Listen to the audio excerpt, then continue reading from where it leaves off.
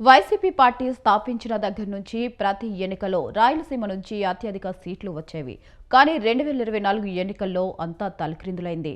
దీంతో ఆ ప్రాంతంలో వైసీపీని తిరిగి బలోపేతం చేస్తున్నారట వైఎస్ జగన్. ఇందుకు జగన్ రాయలసీమ విషయంలో ఏం చేయబోతున్నారు? Let watch the story.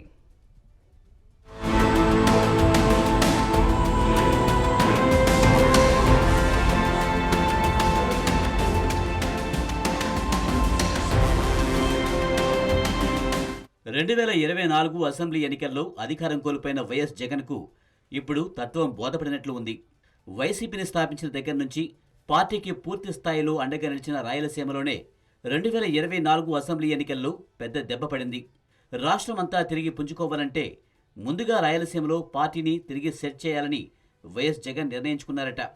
చాలా కాలంగా నిరాశగా ఉన్న వైసీపీ కేడర్ ఇప్పుడిప్పుడే వాటిమని మరిచిపోయి అధికార కూటమి వైఫల్యాలను ఎండగడుతున్నారు. దీంతో ఇప్పుడు నాయకులను సెట్ చేసే పనిలో పడ్డారట జగన్.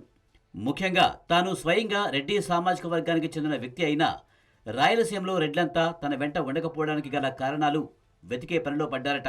సోషల్ ఇంజనీరింగ్ పేరుతో రాయలసీమలో కూడా రెడ్ల ప్రాధాన్యత తగ్గించేలా జగన్ గతంలో కొన్ని నిర్ణయాలు తీసుకున్నారట. ఇప్పుడు వాటన్నిటినీ కాదని తిరిగి రెడ్లకే రాయలసీమలో పార్టీ బాధ్యతలు అప్పగించే పనిలో పడ్డారట.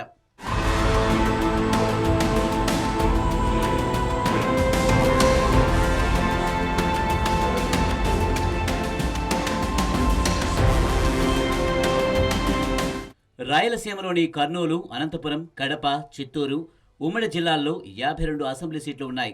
2019 ఎన్నికల్లో కుప్పం, ఉరవకొండ, హిందూపురం తప్ప మిగిలిన అన్ని సీట్లు వైసీపీ గెలిచింది. కానీ 2024 వచ్చేసరికి సీన్ రివర్స్ అయింది. రాష్ట్రంలో 11 సీట్లు గెలిచిన వైసీపీ రాయలసీమలో 7 స్థానాల్లో విజయం సాధించింది. పొంగనూరు నుంచి పెద్దిరెడ్డి రామచంద్రారెడ్డి, తంగలపల్లి నుంచి ద్వారకానాథరెడ్డి, మంత్రాలయం నుంచి వై బాలనాగిరెడ్డి, రాజంపేట నుంచి ఆకేపాటి అమరనాథ్ రెడ్డి, బద్వేల్ నుంచి దాసరి సుధా, ఆలూరు నుంచి విరూపాక్షి, పులివెందుల నుంచి వైఎస్ జగన్ విజయం సాధించారు. తప్పకుండా గెలుస్తారని అంచనా వేసుకున్న కేతిరెడ్డి వెంకటరామిరెడ్డి, బుగ్గన రాజేంద్రనాథ్ రెడ్డి, పెద్దిరెడ్డి వంటి వారు కూడా ఓటమి పాలయ్యారు. పలుచోట్ల అభ్యర్థులను ఇతర స్థానాలకు మార్చడం కూడా మైనస్గా మారింది. సోషల్ ఇంజనీరింగ్ రాయలసీమలో కూడా పెద్ద దెబ్బే తీసిందని వైఎస్ జగన్ భావిస్తున్నారట. అందుకే తిరిగి పార్టీకి పూర్వ వైభవం తీసుకుని రావడానికి జగన్ ప్రయత్నాలు ప్రారంభించారట.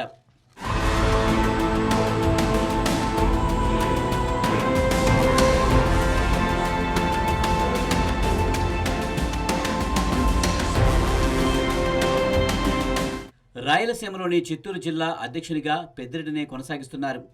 ఆయనపై ఆర్కే రోజా సహా పలువురు పార్టీ నాయకులు ఫిర్యాదు చేసినా పెద్దిరెడ్డి వైపే జగన్ మొగ్గు చూపుతున్నారట. అంగా అర్ధబలంతో పార్టీని ఎన్నోసార్లు కాపాడారని, రాయలసీమలో పెద్దిరెడ్డి ప్రభావం ఉంటుందని జగన్ విశ్వసిస్తున్నారట. ఆకేపాటి అమర్నాథ్ రెడ్డి ప్లేసులోకి మిథున్ రెడ్డిని తీసుకురావాలని భావిస్తున్నారట. అలాగే కడప జిల్లా అధ్యక్షునిగా రవీంద్రనాథ్ రెడ్డికి ఇచ్చారు. కమలాపురం నియోజకవర్గం బాధ్యతలు కూడా రవీంద్రనాథ్ వద్దే ఉన్నాయి. ఇక అనంతపురం, కర్నూలు, నంద్యాల జిల్లాలకు అధ్యక్షులుగా రెడ్డి సామాజిక వర్గానికి చెందిన నాయకులే ఉన్నారు. ఒక్క హిందూపురం ఇన్ఛార్జిగా ఉషశ్రీ చరణ్ను నియమించారు. రాయలసీమలో అంతా రెడ్ల పెత్తనానే జగన్ కొనసాగిస్తున్నారు. మరోసారి అధికారంలోనికి రావాలంటే పార్టీకి రాయలసీమలో రెడ్ల సపోర్టు పూర్తిగా అవసరమనే భావనలో వైఎస్ జగన్ ఉన్నారట.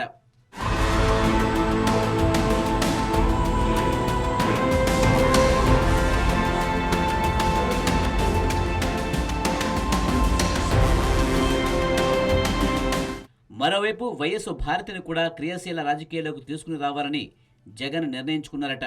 కుటుంబంలోని విజయమ్మ, వైఎస్ షర్మిల ఇప్పటికే జగన్కు దూరమయ్యారు. దీంతో కుటుంబపరంగా జగన్కు మద్దతు లేదనే వదంతులు బయటకు వస్తున్నాయి. అందుకే భారతికి పార్టీ పరంగా బాధ్యతలు అప్పగించాలని జగన్ భావిస్తున్నారట. వచ్చే ఎన్నికల నాటికి భారతిని పూర్తిస్థాయి రాజకీయ నాయకురాలిగా మార్చాలని జగన్ వ్యూహం సిద్ధం చేశారట. భారతి పార్టీలో క్రియాశీలకంగా ఉండడం వల్ల రెడ్డి సామాజిక వర్గంతో పాటు మహిళలు, క్రిస్టియన్లలో కూడా తిరిగి మద్దతు కూడగట్టుకోవచ్చునని జగన్ అంచనా వేసుకున్నారట.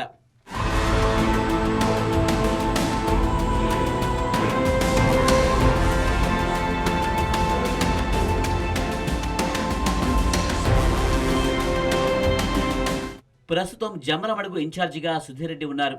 2014, 2019లో ఆయన వరుసగా 2 సార్లు గెలిచారు. కానీ 2024 ఎన్నికల్లో బీజేపీ అభ్యర్థి ఆదినారాయణ రెడ్డిపై ఓడిపోయారు. అయితే సుధీర్ రెడ్డితో జగన్కు చాలా కాలంగా గ్యాప్ ఉందట. 2024లో టికెట్ ఇవ్వడానికి కూడా ఇష్టపడలేదట.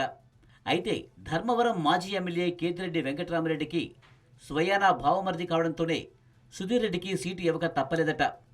ఇప్పుడు సుధీర్ రెడ్డి ఓడిపోవడంతో ఆయనను తప్పించడానికి జగన్ మార్గం సుగమం అయిందట. జమ్మలమడుగు ఇన్ఛార్జిగా భారతిని నియమిస్తే ఎలా ఉంటుందని సీనియర్ నేతలతో చర్చించారట. భారతీయ నియామకం వల్ల పార్టీలో కూడా వ్యతిరేకత రాదని జగన్ అంచనా వేసుకున్నారట. పైగా జమ్మలమడుగులో ఓటమితో డేలాపడిన వైసీపీ కార్యకర్తల్లో నూతనోత్సాహం వస్తుందని భావిస్తున్నారట. ఆదినారాయణ రెడ్డికి నోటి దురుసు ఎక్కువ. భారతి వైసీపీ ఇన్ఛార్జిగా ఉంటే మహిళ అనే కారణంతో కాస్త ఆదినారాయణ రెడ్డి నోటికి తాళం పడే అవకాశాలు కూడా ఉన్నాయి. అందుకే జగన్ ఈ నిర్ణయానికి వచ్చినట్టు తెలుస్తోంది.